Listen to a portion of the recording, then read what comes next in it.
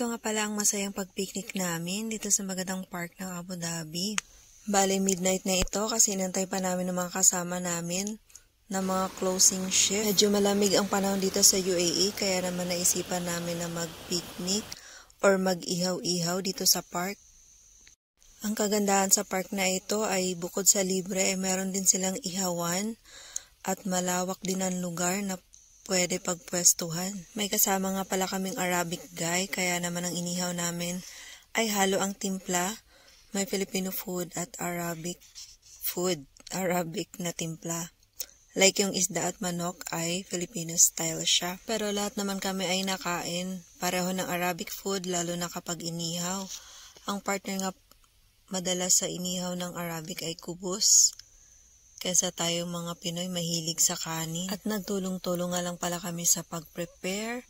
Habang yung isa ay nag-iihaw, ayan, meron nga pala kaming mais dyan. At habang nag-prepare kami ng inihaw, ay siya namang nagkakantahan kami dyan.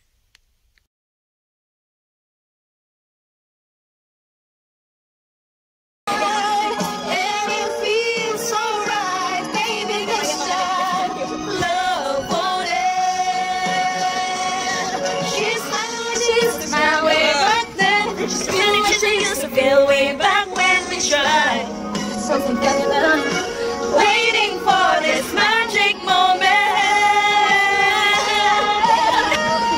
Wait, baby, this time. Wait.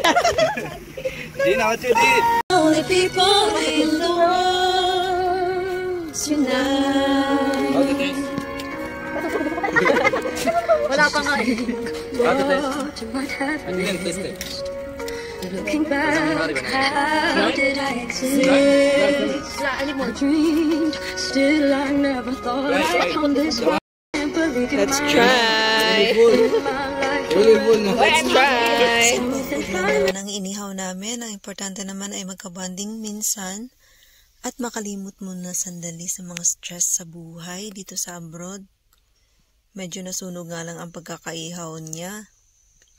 Pero masarap naman at next time nga kailangan na namin magdala ng totoong ihawan or maganda-gandang ihawan para hindi na ganyan.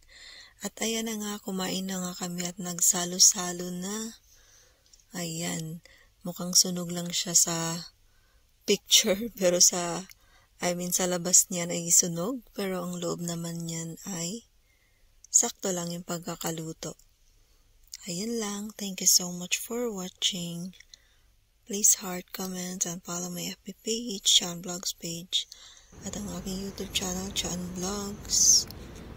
At shoutout nga pala kay Ella Bon at kay Aga Cesar Works, at Ate Eileen Ismael Loda. Thank you so much.